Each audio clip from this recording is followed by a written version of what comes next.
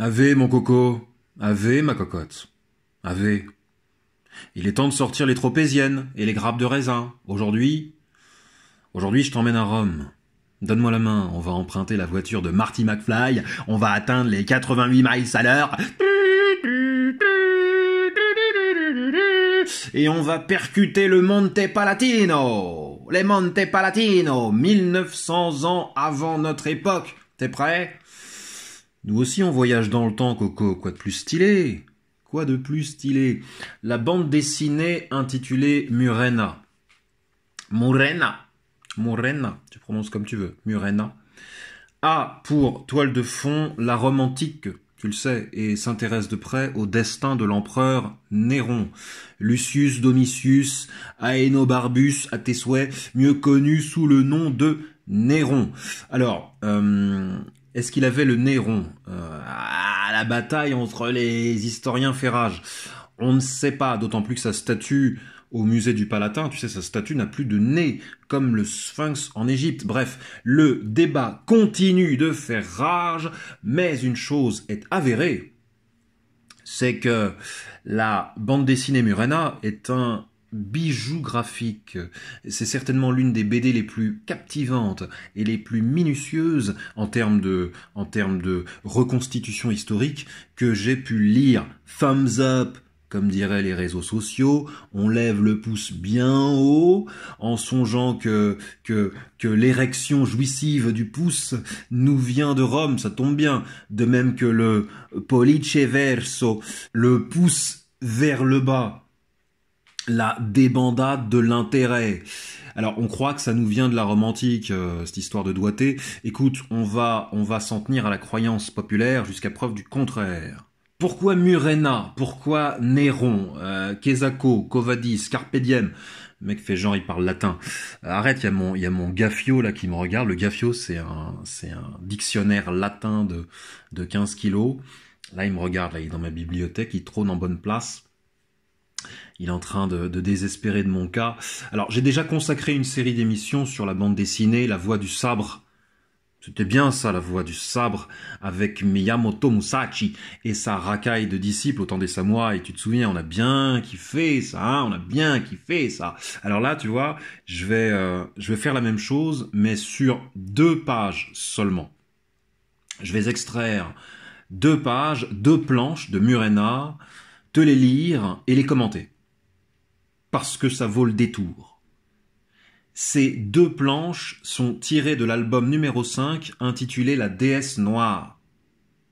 Ok? Néron a 25 ans, il est empereur de Rome, c'est-à-dire maître du monde, au moins aux yeux des Romains, et il reçoit en son palais le poète Pétrone. Ça, c'est la situation des 2 planches que je vais te lire. Je plante le décor.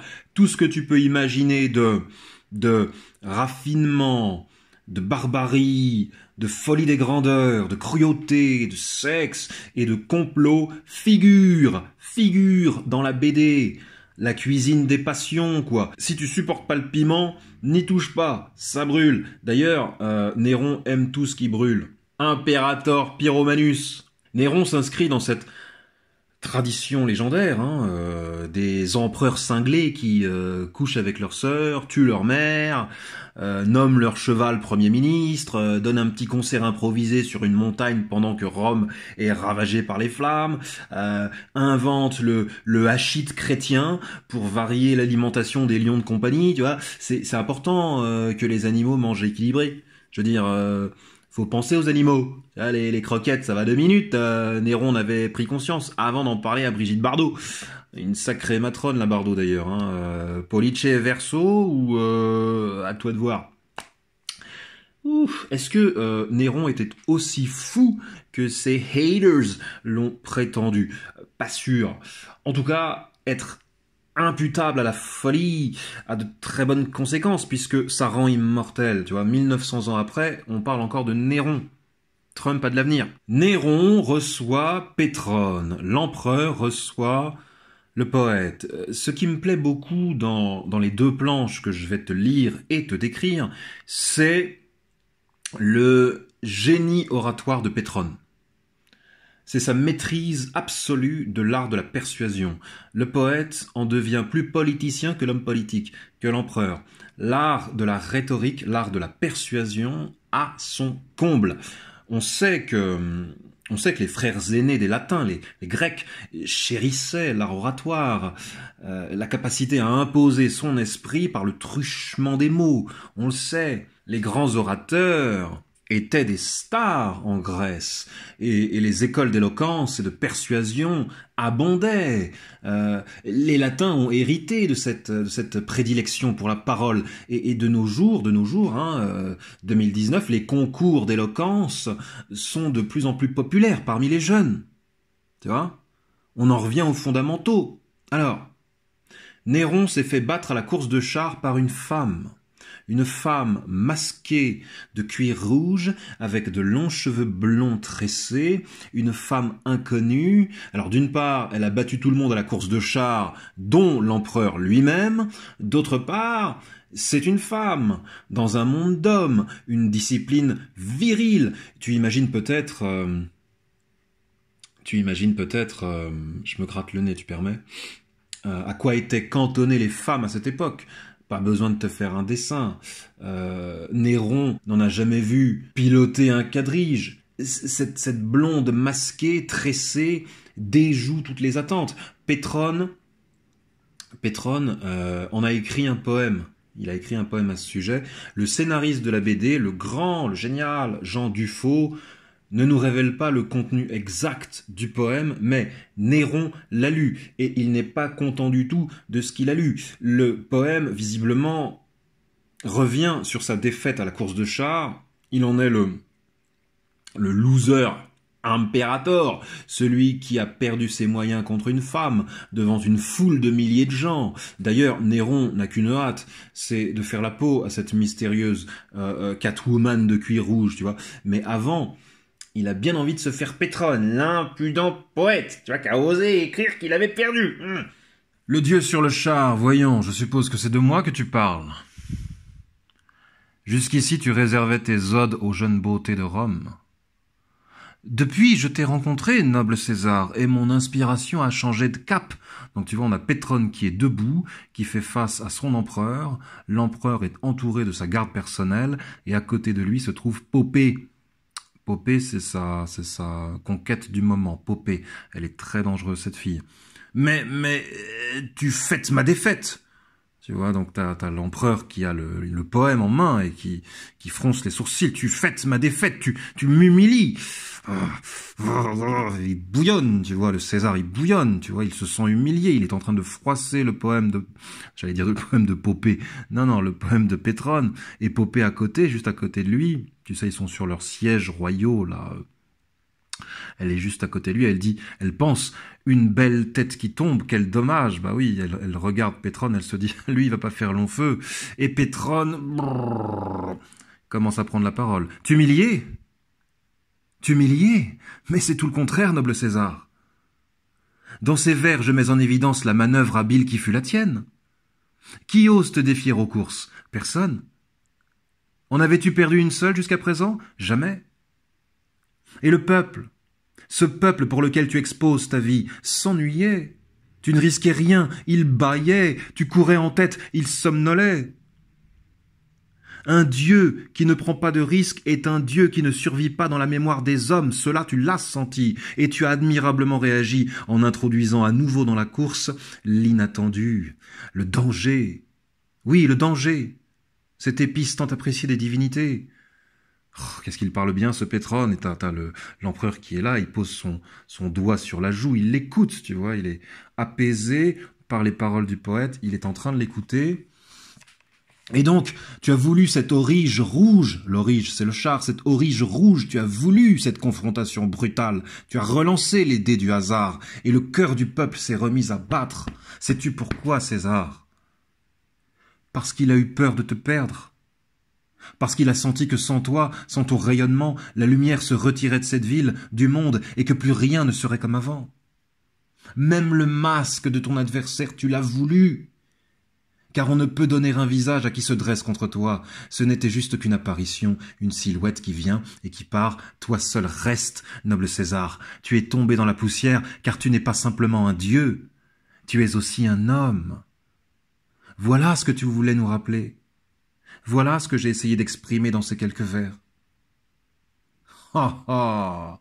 Il baisse les yeux humblement, le Pétrone, et là, t'as Néron, avec son doigt pointé vers le ciel, qui répond « Oui, oui, c'est cela, j'ai perdu pour mon peuple, pour me rapprocher de lui, pour lui montrer que je suis resté humain, que le Dieu en moi, que le Dieu en moi n'a pas tout englouti. Nos cœurs ont battu ensemble, nous ne faisons plus qu'un, Rome et César. » Tu vois, il commence à mordre le Néron. Alors, qu'en dis-tu? Ça, c'est Sénèque qui parle. Sénèque est à côté de Phrasias. Il s'appelle Phrasias, quelque chose comme ça. C'est un homme d'État comme ça à côté de Sénèque. C'est l'incorruptible Phrasias, tu vois. Lui, il se laisse pas abuser et il répond. Il est habile, le Pétrone. Il est habile, il ira loin, trop loin sans doute. Là, c'est ce qu'il pense. Phrasias avec sa petite coupe de Romain, tu sais, le casque de Playmobil, là, il est trop habile peut-être. Et là, on retourne, la caméra est à nouveau fixée sur l'empereur. J'étouffe, je dois me montrer. Ah, il se lève, il se dresse comme ça. Il a ses colliers, il a ses vêtements. Les dessins sont superbes, hein, les couleurs sont douces. Elles sont très douces et chaudes en même temps. T'as César qui se dresse sur ses deux jambes et qui retire tous ses vêtements. Il est nu, il se livre au regard de tous, mais c'est une nudité autoritaire. Et t'as sa garde personnelle qui est là, qui est ébahie par la nudité de César, et Popée qui est là, qui le regarde elle aussi. Et t'as un des gardes qui dit « Ta beauté est divine, César !» Ta beauté est divine, tout le monde reprend au cœur la phrase. Ta beauté est divine, Popée se lève, elle se joint au cortège de légionnaires. Ta beauté est divine, oui, ils en ont fait un dieu, et c'est ainsi qu'ils le poussent vers la folie. Goutte à goutte, petit à petit, le poison s'écoule, et il est là dans toute sa majesté, Néron. À poil, hein, on peut le dire. Il est baraqué, on dirait un acteur hollywoodien comme ça, avec ses trois colliers en guise d'attribut, hein, en guise de vêtements. Il est là, il est fier. Pétrone semble l'avoir convaincu. Ah, que c'est beau. Alors on va reprendre depuis le départ. Pétrone est attaqué par Néron. Ça, tu l'auras compris, il est attaqué par Néron pour ce qu'il a écrit. Il est mis à la question, autrement dit condamné par avance par un empereur humilié. Tu l'as compris? Au départ, cet empereur lui fait sentir qu'il aurait dû continuer d'écrire sur la plastique des femmes, sur les jeunes beautés de Rome, plutôt que sur un sujet politique, un sujet d'ampleur impériale. Tout est politique quand il s'agit de Néron, c'est normal. Son ego se confond avec la grandeur de Rome. Alors, move numéro 1, c'est une partie d'échecs qui s'engage. Move numéro 1 de Pétrone, la flatterie toute bête, qu'on pourrait considérer comme servile d'ailleurs. Hein. Depuis, je t'ai rencontré, noble César, et mon inspiration a changé de cap, c'est ce qu'il lui dit. Facile, tu me diras. Pétrone se chauffe, il se chauffe. Mais ce qu'on remarque dans son échauffement, c'est l'emploi de la métaphore. Le changement de cap fait référence au domaine maritime, et le domaine maritime semble illimité. La mer s'étend à perte de vue, tout comme la gloire de l'empereur, tu vois. La métaphore, la capacité à faire surgir des images avant Netflix, avant la publicité, et le super pouvoir préféré des poètes. Pétrone, qui a vraiment existé au fait, connaît ces classiques. Il connaît le super pouvoir de la métaphore dans l'esprit humain. Les concepts ne suffisent pas pour persuader l'humain. Tu dois lui montrer des images, lui raconter des historiettes, le plonger au cœur d'un film, le film de ton choix, tu vois. Maîtrise les images, Coco. Move numéro 1, ok? Tout ce qui vaut pour Pétrone vaut pour toi. Autrement, cette vidéo n'a pas de sens. Maîtrise les images. On enchaîne. Tout le travail de persuasion effectué par Pétrone, je vais l'appeler recadrage. Les anglo-saxons appellent ça framing, c'est pareil. Frame, en anglais, c'est le cadre. Le cadre d'un tableau, par exemple. À l'intérieur du cadre se trouve une réalité. La réalité du peintre telle qu'il la voit. J'insiste, telle qu'il la voit. Au départ, Néron cadre l'ami Pétrone, et dans ce cadre, il y a un homme qui humilie l'empereur. Tout le travail de Pétrone consiste alors à recadrer la réalité, à se repositionner dans cette réalité, et de façon tout à fait contraire au vu de l'empereur.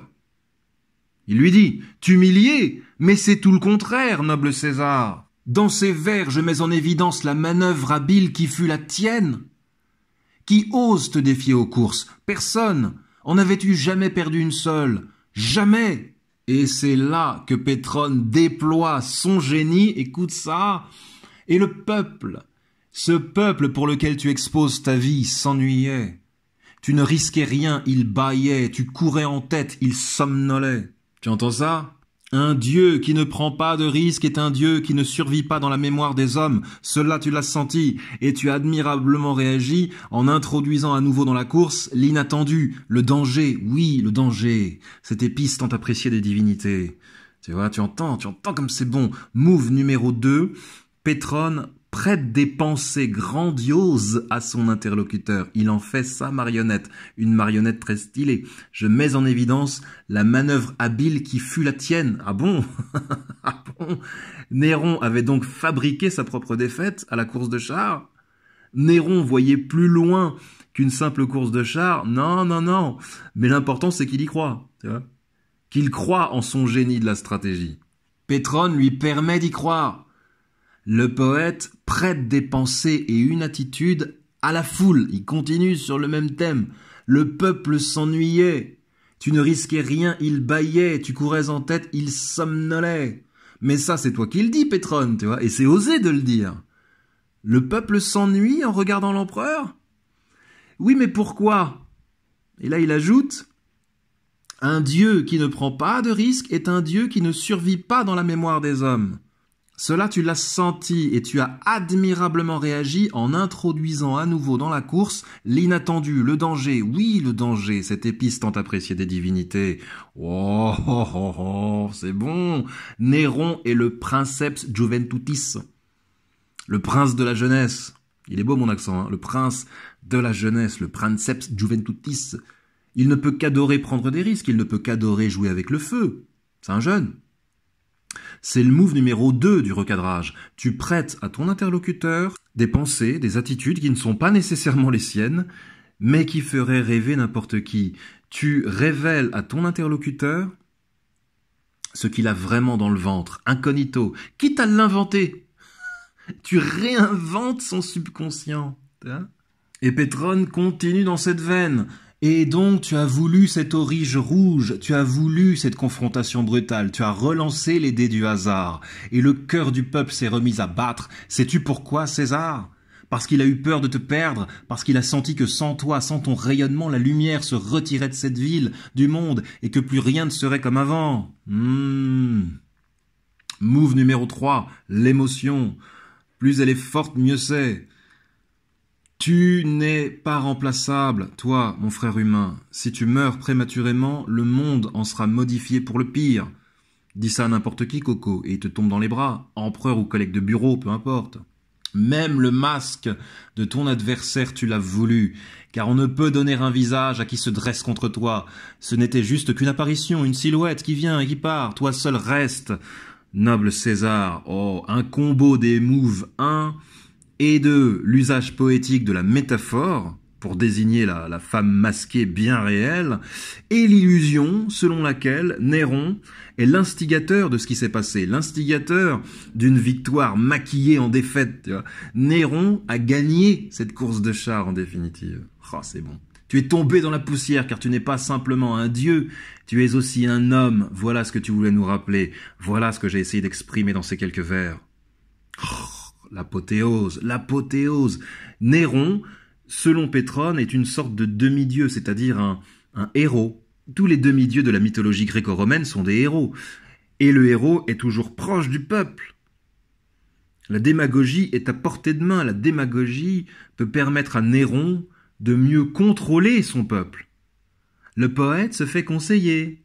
Oui, oui, c'est cela, j'ai perdu pour mon peuple, pour me rapprocher de lui, pour lui montrer que je suis resté humain, que le Dieu en moi n'a pas tout englouti, nos cœurs ont battu ensemble, nous ne faisons plus qu'un, Rome et César. Ah là là, voilà, c'est plié. C'est plié. Pétrone a recadré Néron. Il a recadré la réalité à son avantage. Et l'autre, il se voit à poil, il se sent plus. L'art de la persuasion, coco cocotte, c'est bon, c'est bon. Move numéro 1, contrôle de la métaphore. Move numéro 2, réinvention du subconscient. Comme on le fait en publicité, je te prête des besoins que tu n'as pas. Move numéro 3, l'émotion. Faire vibrer la corde sensible. Tu vois, on s'en fout des concepts. Rends les choses sensibles. Bon, t'es gentil, mais je vais aller bouffer des raisins maintenant. N'oublie pas de lever le pouce, centurion.